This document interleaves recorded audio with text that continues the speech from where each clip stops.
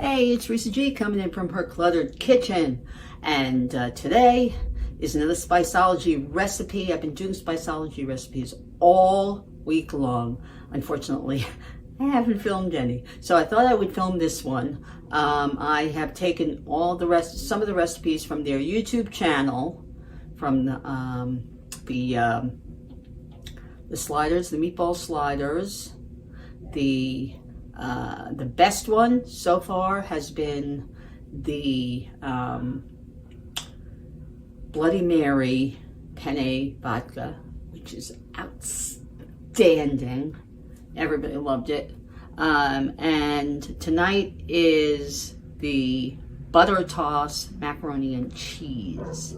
Butter toss is a seasoning from the folks at Spiceology. It's a collaboration with Sasquatch barbecue, and it is fabulous. It's great with potatoes, it's great in rice, it's great in eggs, and we're going to see how wonderful it is in macaroni and cheese. All right, now I'm going to adapt it because I'm going to cook the mac and cheese not on the stovetop, but in the Instant Pot, of course. And of course, this can be done in any electric pressure cooker on the pressure cook / manual setting. I'm going to cook a new shape for me from Ronzoni called Creste di Gallo. Isn't that interesting? It's an interesting shape. I just thought it would be great. The nooks and crannies, you would get all the sauce in it. It would be really cheesy and yummy. So I'm going to use that cooked in the Instant Pot. As usual, I'm going to cook it for probably a minute. And then, unfortunately, do a quick release. So I'm going to wrap the top, as you've seen me do, with the towel or a paper towel or something. Wrap it up so that the starch doesn't get all over the top of the Instant Pot, so there's less cleanup. And then I will make the sauce. Normally, I would make the sauce in the Instant Pot afterwards, but instead right as it's cooking, I'm going to do this in real time. I'm going to make the macaroni and cheese sauce in my big copper chef or whatever. It's not copper chef, it's a copycat.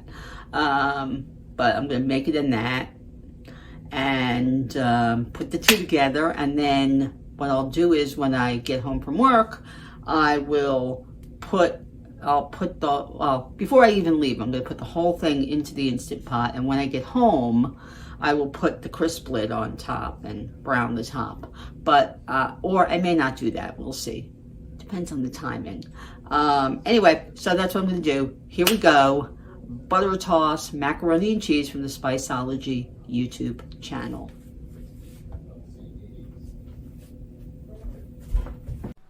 So, first thing you always do when making macaroni and cheese, even on stovetop, is to, of course, fill your pot with water. But in this instance, because I'm using the Instant Pot, I am only covering the pasta up until the top, adding a little bit of my butter toss, and of course, because it is butter toss macaroni and cheese, of course. And I'm putting it into the Instant Pot. And of course, first I'm plugging in my Instant Pot, okay? And then I'm going to check my lid to make sure that the sealing ring is in correctly. I'm checking to make sure the vent is locked. And I'm going to lock the lid and put it on pressure cook setting. On this machine, the SV, you use the pressure cook setting, okay? And then I let it go, right? I press pressure cook 1 minute and let it go. Okay, meanwhile, we're going to start the sauce. We've got 2 tablespoons of butter, unsalted, of course, in my 4-quart, I think there was a 4-quart pot. This one was a copper, well, it was a copy of a Copper Chef pot. and I put it over medium heat, and I started to melt the butter, because as usual when you make a white sauce, which is the beginning of a cheese sauce, you have to melt equal parts of butter, and then you add equal part of flour.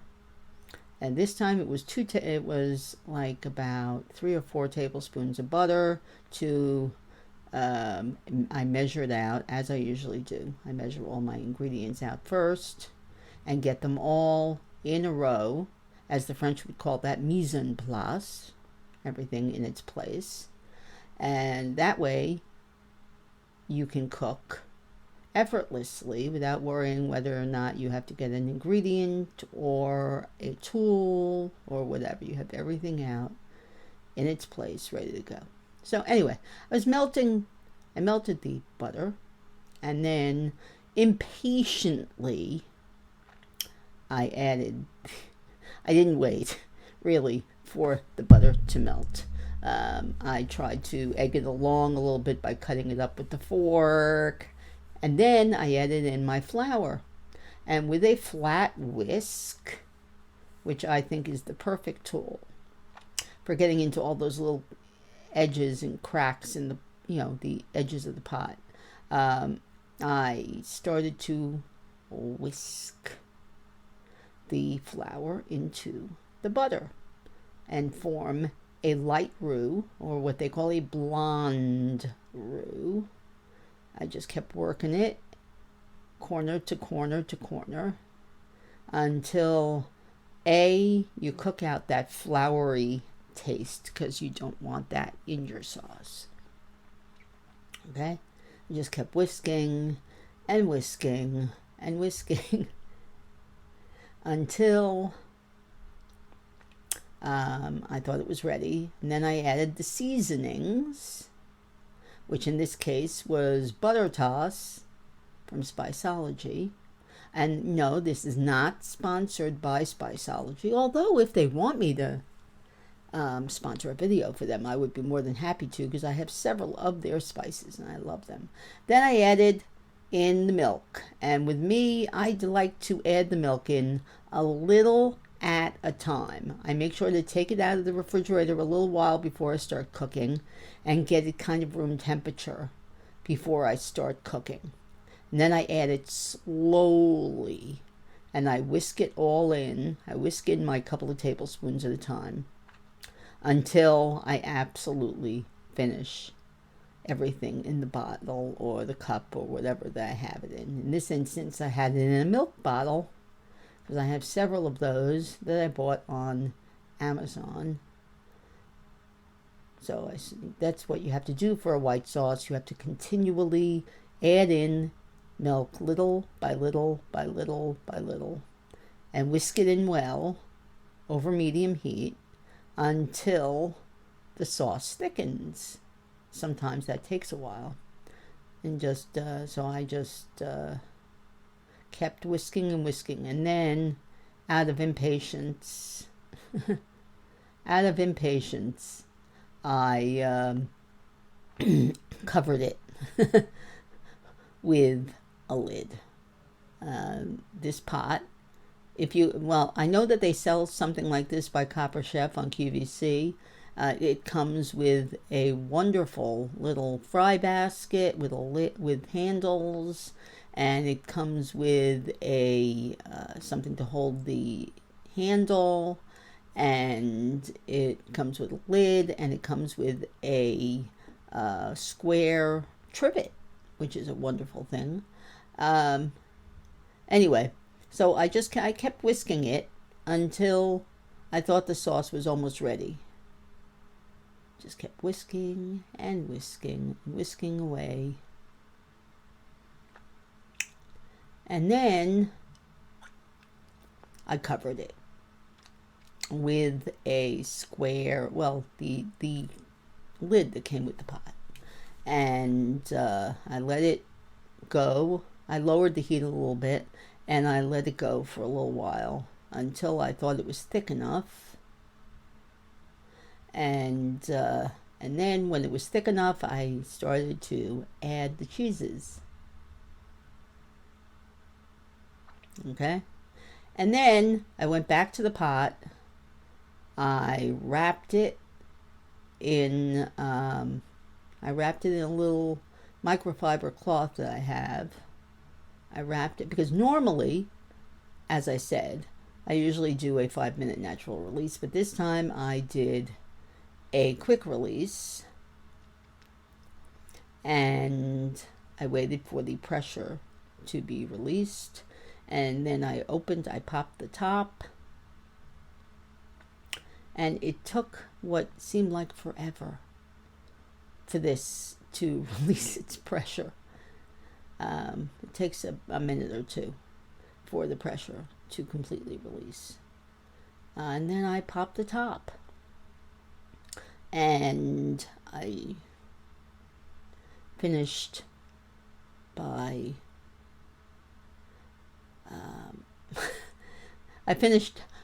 draining the pasta. That's right. I took one of my medium-sized colanders and I drained the pasta, but I made sure to put it on top of a 4-cup Pyrex, and that way I saved some of the pasta water just in case the sauce wasn't that thick. I could thicken it a bit with the starch that was in the pasta water to make a smoother sauce, but it didn't really need it, which was good. Okay, so there you go. I'm popping the top, and we're gonna see how the pasta came out. Right now, of course, because the Instant Pot is so geniusly created, it has these wonderful holes on the side where you can put your lid so that you don't burn your hand or hurt yourself. Or in this way also you have some place to put the lid. That way you don't have to put it on the counter or find some place to put it. See, the pasta came out just perfect. It was a new shape by Ronzoni that held all of those little bits, those little bits of sauce in the crevices. Okay, I thought it would be just perfect for a macaroni and cheese, because you want something that has little crevices to hold the cheese. Okay, I made sure to use my little silicone gloves. As you noticed, I'm using 2 different kinds, but I have a set from Instant Pot, and I also have a couple of cheapy sets that I got at like Job Lot or someplace for like $1 or so. Right, see, so I drained it, and I put it back in the inner pot, and I put the inner pot back in the base. It was perfectly cooked pasta with lots of little crevices for that cheesy goodness. Okay, so I put the pot back into the inner, I put it back in the outer pot, right? And then I added all of that cheesy goodness, because after I made the white sauce, of course, I added all the cheese, and I whisked it in as best I could until it was smooth and silky and a gorgeous color. And then I mixed it into the pasta.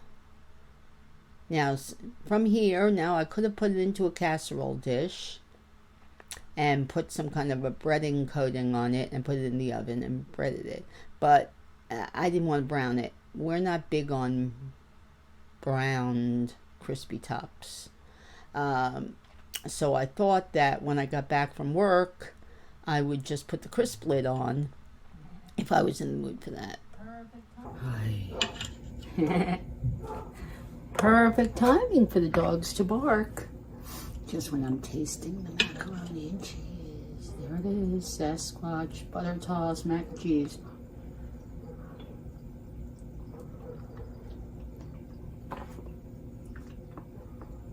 Nailed it. Delicioso. Okay, anyway, you saw how easy it is. to make mac and cheese. Sort of a kind of half and half recipe. Not really an Instant Pot recipe. Not really a stovetop recipe. Just kind of meshed together. Hey, Risa's Cluttered Kitchen. Of course, if you like the video, please press like. If you want me to do more voiceovers, let me know. We're trying this thing out. And, of course, subscribe. Press that little bell. And come back again to Risa's Cluttered Kitchen for more yummy, delicious food. Bye.